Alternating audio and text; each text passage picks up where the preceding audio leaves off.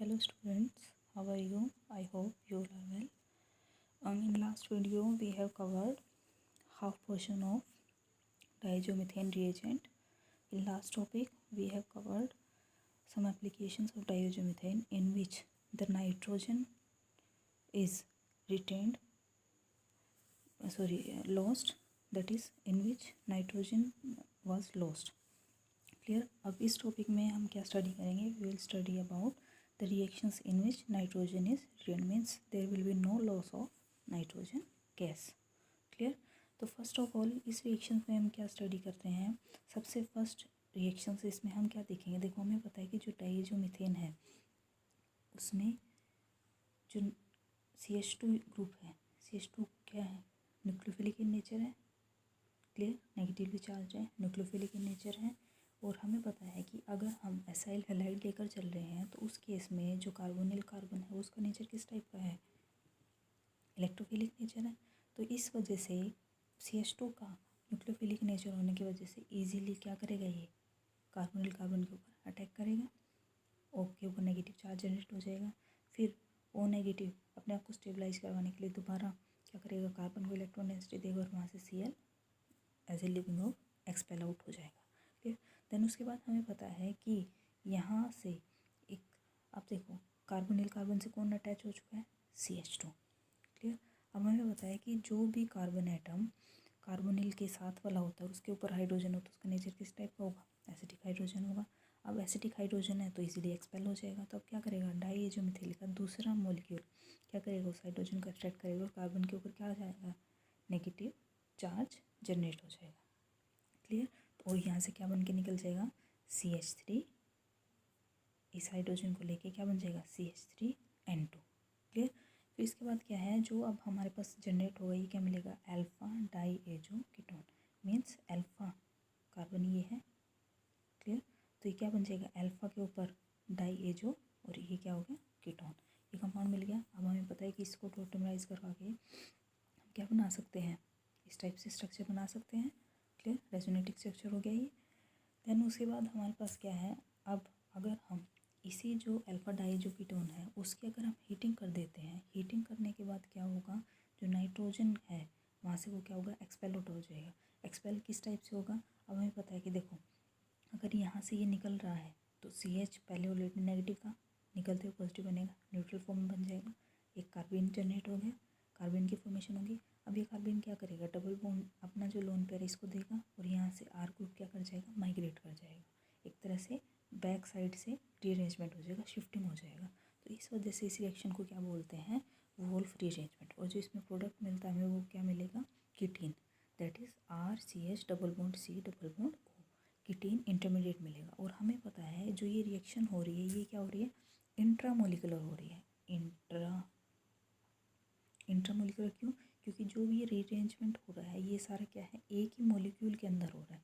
पहले एंटो एक्सपेल हुआ और फिर जो रीअरेंजमेंट हुआ एक ही मॉलिक्यूल के अंदर हो रहा है, बाहर से कोई और नहीं आया है यहाँ पर। तो दैट्स वाई किस टाइप की रीअरेंजमेंट है? इंट्रामोलिकुलर रीअरेंजमेंट है। और ये रीअरेंजमेंट कौन सी है? Wolff rearrangement. Clear.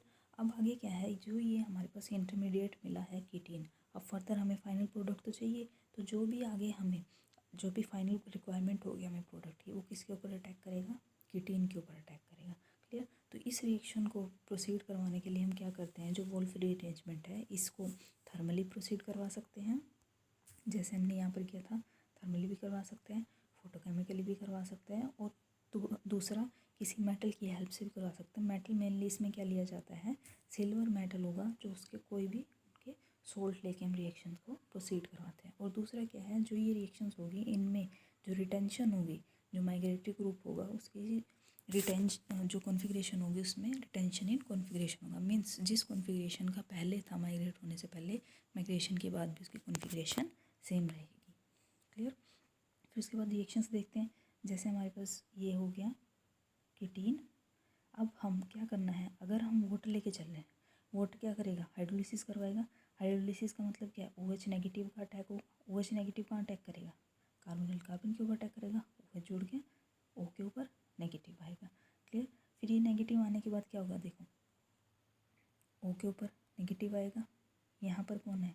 Double bonded CH है, और यहाँ पर OH जुड़ चुका है। अब दोबारा क्या करेगा, यहाँ आएगा और CH के ऊपर चला जाएगा।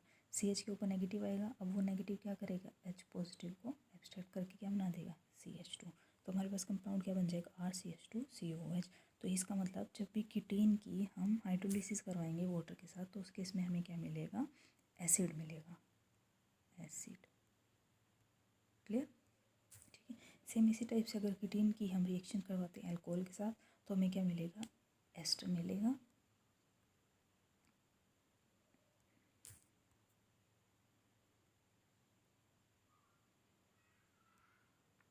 ये क्या मिल जाएगा हमें, एस्टर।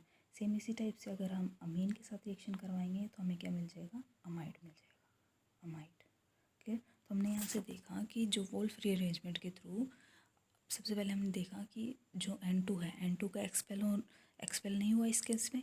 तो N2 जब एक्सपेल नहीं होता तो उस केस में सब, अगर हमें वोल्फ रीअरेंजमेंट कराना था, वोल्फ रीअरेंजमेंट में क्या हुआ, हीट के थ्रू या फोटोकेमिकल के थ्रू या मेटल कॉम्प्लेक्स कोई भी सोल्ट होगा, जैसे सिल्वर का कोई भी मेटल लेके सोल्ट लेके चलेंगे तो उसकी हेल्प से हमारे पास क्या होगा, जो रिएक्शन होगी उसमें से N2 एक्सपेल होगा और हमारे पास वोल्फ रीअरेंजमेंट के थ्रू क्या मिलेगा, कीटीन मिलेगा। फिर उस कीटीन के ऊपर अगर हम हाइड्रोलिसिस करवाते हैं तो हमें एसिड मिलेगा। अल्कोहल की रिएक्शन करवाएंगे तो हमें एस्टर मिलेगा। उसके बाद अगर हम अमीन के साथ रिएक्शन करवाएंगे तो हमें क्या मिलेगा, अमाइड मिलेगा। क्लियर। सेम इसी टाइप से अगर हम रिएक्शन देखें, जैसे यहाँ पर असाइल हैलाइड है, ऑब्वियसली डाइज़ोमीथेन के साथ रिएक्शन करवाएंगे। डाइज़ोमीथेन के साथ रिएक्शन करवाने के बाद क्या होगा, यहाँ से कौन जुड़ जाएगा, Cl एक्सपेल हो जाएगा, CH2N2 जुड़ जाएगा, CH2N2 है। फिर सेकेंड स्टेप में हीट है, हीट के बाद क्या होगा, N2 निकल के क्या बन जाएगा, कीटीन मिल जाएगा। फिर उसके बाद कीटीन की अल्कोहल की तरह ही तो ये रिएक्शन करवाएंगे तो क्या ग्रुप जुड़ जाएगा, जैसे OR ग्रुप जुड़ा था इसी टाइप से OBN ग्रुप अटैच हो जाएगा। क्लियर। तो हमने यहाँ से देखा कि इन रिएक्शंस में क्या हो रहा है, एक एक्स्ट्रा CH2 ग्रुप अटैचमेंट हो रहा है, किन का, डाइज़ोमीथेन का। मीन्स होमोलोगेशन हो रहा है। होमोलोगेशन मतलब एक CH2 ग्रुप का अटैचमेंट होना। जो इनिशियल था और जो फाइनल था उसमें किस चीज़ का ये डिफरेंस आ रहा है, CH2 यूनिट का डिफरेंस आ रहा है। तो होमोलोगेशन का काम किया है किसने, CH2N2 ने। और उसके बाद फिर हमने कीटीन के ऊपर रिएक्शन करवाई है। रिएक्शन करवाने के बाद हमारे पास फाइनल प्रोडक्ट मिलेगा। क्लियर। सेम इसी टाइप से देखिए, देखो अब आपको इजीली हो जाएगा। देखो फाइनल हमने क्या देखा था, एक CH2 यूनिट अटैच हुआ था और जो भी आप फाइनल में जो रिएजेंट लेके चलोगे वो अपने रिएक्शन करेगा। सबसे पहले देखो डाइज़ोमीथेन है, इसको एक्सपेल करके CH2N2 मिलेगा। क्लियर। फिर उसके बाद CH2N2 मिलने के बाद अब सिल्वर सोल्ट ले लिया, या फोटोकेमिकल करवा लो या थर्मली करवा लो, सिल्वर का सोल्ट ले लो, सिल्वर का सोल्ट ले लिया, N2 एक्सपेल हो जाएगा, कीटीन की फॉर्मेशन होगी। कीटीन की फॉर्मेशन के बाद CH3OH। CH3OH का क्या करेगा, जो आपके पास कीटीन बनेगा उस कीटीन में किसका अटैचमेंट हो जाएगा, OMe का। OMe तो है ये तो, और एक एक्स्ट्रा यूनिट क्या आ गई है, CH2, होमोलोगेशन भी हो गया और OMe का भी अटैचमेंट हो गया। क्लियर। सेम इस टाइप से इसमें देखो क्लोराइड है, एक्सपेल हो गई, CH2N2 होगा, फोटोकेमिकली N2 एक्सपेल हो जाएगा, OMe अटैच हो जाएगा और ये CH2 कौन सा हो गया, CH2N2 का। क्लियर।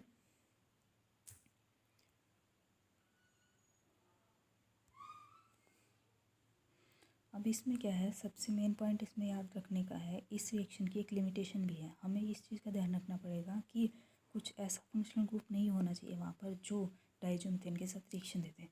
सपोज करो जैसे हमारे पास क्या है, एल्कीन है, असाइल हैलाइड तो है ही, साथ में क्या है, डबल बॉन्ड अनसैचुरेशन भी है। अब फटाफट से क्या करेगा, हमें पता है डाइज़ोमीथेन किसकी तरह काम कर रहा है, 1,3 डाइपोलर की तरह काम कर रहा है, 1,3 डाइपोलर है ये। ठीक है। तो अब क्या करेगा, जैसे ही 1,3 डाइपोलर क्या देखता है, डबल बॉन्ड देखता है, तो फटाफट से क्या करेगा, वहाँ पर साइक्लोएडिशन रिएक्शन दे देगा। आपने पेरिसाइक्लिक रिएक्शंस में भी पढ़ी होंगी। ठीक है। तो उसमें क्या करेगा, ये फटाफट से क्या करेगा, 1,3 डाइपोलर इसके साथ डाइज़ोमीथेन के साथ फटाफट से डबल बॉन्ड क्या दे देगा, साइक्लोएडिशन रिएक्शन दे देगा। और साइक्लोएडिशन रिएक्शन के बाद आपको जो फाइनल प्रोडक्ट मिलेगा वो इस टाइप से आपको साइक्लोएडिशन रिएक्शन का मिलेगा। तो इट मीन्स हमने यहाँ देखा एसाइल हैलाइड के ऊपर होमोलोगेशन नहीं हुआ है। अगर आपके पास क्या है, अदर कोई भी रिएक्टिव फंक्शनल ग्रुप प्रेजेंट है, यहाँ पर double bond reactive functional group था, इस वजह से डाइज़ोमीथेन ने किसके साथ रिएक्शन करी है, साइक्लोएडिशन रिएक्शन अनसैचुरेटेड ग्रुप के साथ। तो इसका ये एक लिमिटेशन आ जाता है। क्लियर। फिर उसके बाद क्या आता है कि जो ये रिएक्शंस हैं, अब जो जैसे यहाँ पर हमने देखा था कि जिस टाइप से अनसैचुरेटेड एसाइल हैलाइड है, एसाइल क्लोराइड था, वो क्या करता है, दो टाइप से रिएक्शन देता है। दो टाइप से किस टाइप की रिएक्शन देता है, एक में तो क्या होगा, इंट्रामोलिकुलर साइक्लोप्रोपेनेशन देगा, और दूसरे में क्या होगा, होमोलोगेशन होगा। होमोलोगेशन मतलब एक CH2 यूनिट का अटैचमेंट हो जाएगा। अब देखते हैं किस टाइप से करेगा ये। तो सबसे पहले हमारे पास क्या होगा, एसाइल हैलाइड है, अनसैचुरेशन भी है, डाइजोमीथेन भी है। सबसे पहले क्या करेगा, CH2N2 अटैचमेंट हो गया। देन उसके बाद हमें पता है रेजोनेंस स्टेबलाइज्ड रेजोनेटिक स्ट्रक्चर भी बन सकता है। क्लियर। फिर इसके बाद क्या है, अल्फा डाइजोकीटोन बन गया। जो अल्फा डाइजोकीटोन के बाद अगर हम इसकी रिएक्शन करवाते हैं, दो टाइप से रिएक्शन होगी। अगर हम सिल्वर नाइट्रेट के सिल्वर सोल्ट लेके चलेंगे इन प्रेजेंस ऑफ अल्कोहल और बेस, ट्राईथाइल अमीन किसका काम कर रहे हैं, बेस का काम कर रहे हैं। अगर हम इनके साथ इनकी प्रेजेंस में रिएक्शन करवाते हैं तो उस केस में क्या होगा, आपका जो कंपाउंड था उसमें क्या हो जाएगा, होमोलोगेशन हो जाएगा। क्योंकि C2H5 लेके चल रहे हैं तो ऑब्वियसली वो C2H5 मिथेनॉल की जगह इथेनॉल लेके चल रहे हैं, तो यहाँ पर क्या होगा, C2H लग जाएगा। क्लियर। लेकिन अगर हम CuCl2 लेके चलेंगे, Cu इन +2 ऑक्सीडेशन स्टेट लेके चलेंगे, तो इसमें क्या होगा, साइक्लोप्रोपेनेशन होगा। क्लियर। तो कैसे, सबसे पहले क्या होगा, हमने पहले देखा था कि कार्बन का जनरेशन होगा। कार्बन का जनरेशन हो गया, कार्बन जनरेट करवाने के बाद क्या करेगा, इसके ऊपर अटैक करेगा और यहाँ से साइक्लोप्रोपेन की फॉर्मेशन हो जाएगी। साइक्लोप्रोपेन जनरेट हो गया ना। ठीक है। तो हमने यहाँ से देखा कि जो डाईएजो अल्फा डाईएजो कीटोन है, इस केस में क्या हो रहा है, अगर दो रिएक्टिव स्पीसीज है तो दोनों टाइप के प्रोडक्ट दे सकता है। वो हमारे ऊपर डिपेंड करता है हमें डिज़ायर्ड प्रोडक्ट क्या है, तो उसके अकॉर्डिंग हम क्या करेंगे, रिएजेंट्स का यूज करेंगे। अगर हमें होमोलोगेशन करवाना है तो सिल्वर नाइट्रेट लेके चलेंगे। ठीक है। अगर हमें साइक्लोप्रोपेनेशन करवाना है, उसका डेरिवेटिव बनाना है, तो उस केस में हम क्या लेके चलेंगे, CuCl2 लेकर चलेंगे। क्लियर। फिर उसके बाद आता है हमारे पास, अगर हमें पता है कि अगर हमारे पास कोई भी एसिडिक प्रोटोन हो तो ये फटाफट से जो मीथेन डेरिवेटिव होता है, ये फटाफट से क्या करता है, प्रोटोनेट हो जाता है। तो इस वजह से अगर हमें H मिल जाए, प्रोटोन मिल जाए, तो फटाफट से क्या करेगा, ये एब्स्ट्रैक्ट कर लेगा और क्या बन जाएगा, अल्फा डाइजोनियम कीटोन। डाइजोनियम क्यों, क्योंकि N के ऊपर पॉजिटिव चार्ज है, डाइजोनियम कीटोन बन जाएगा। फिर अल्फा डाइजोनियम क्या है, हमें पता है कि जो न्यूक्लियोफाइल है वो क्या करेगा, इसके ऊपर अटैक करेगा, क्योंकि फटाफट से यहाँ से क्या हो जाएगा, एक्सपेल N2 गैस हो जाएगा और हमें क्या मिल जाएगा, तो न्यूक्लियोफिलिक सब्स्टिट्यूशन रिएक्शन हो जाएगी। यहाँ से RCOCH2N2 और N2 क्या हो जाएगा, एक्सपेल आउट हो जाएगा। ये ऐसा क्यों है, क्योंकि हमें पता है क्योंकि जो डाइजोनियम में N2 पॉजिटिव है वो बहुत ज़्यादा क्या है, हाईली इलेक्ट्रोफिलिक इन नेचर है, तो बिल्कुल बहुत ज़्यादा फास्ट न्यूक्लियोफिलिक रिएक्शन देगा। और न्यूक्लियोफिलिक रिएक्शन में क्या होगा, न्यूक्लियोफाइल यहाँ से CH2 से अटैच हो जाएगा। क्लियर। सेम इसी टाइप से क्या होता है, जैसे हम यहाँ लेके चले थे, सेम इसी टाइप से अगर आपके पास एसिड क्लोराइड होगा, वो भी किस में कन्वर्ट हो जाएगा, अल्फा हेलो कीटोन्स में। अल्फा हेलो कीटोन का मतलब क्या है, यहाँ पर कौन आ जाएगा, अल्फा हेलो, हेलो मतलब X, और ये क्या बन जाएगा आपके पास, मतलब न्यूक्लियोफाइल की जगह कौन आ जाएगा, हेलोजन। तो हमें क्या मिलेगा, अल्फा पोजीशन पर हेलो और कीटोन। सेम इसी टाइप से अल्फा हेलो कीटोन्स मिल जाएगा अगर हमारे पास न्यूक्लियोफाइल कौन होगा, हेलोजन होगा। क्लियर। तो हमने यहाँ से ये देखा है कि किस टाइप से जो भी रिएक्शंस हुई हैं, किस टाइप से उनमें उनके अंदर जो N2 गैस था उसका एक्सपेल ना होके किस टाइप से उसने रिएक्शन दी है, हमने देखा। सबसे पहले देखो, इसमें रिपीट करती हूँ मैं,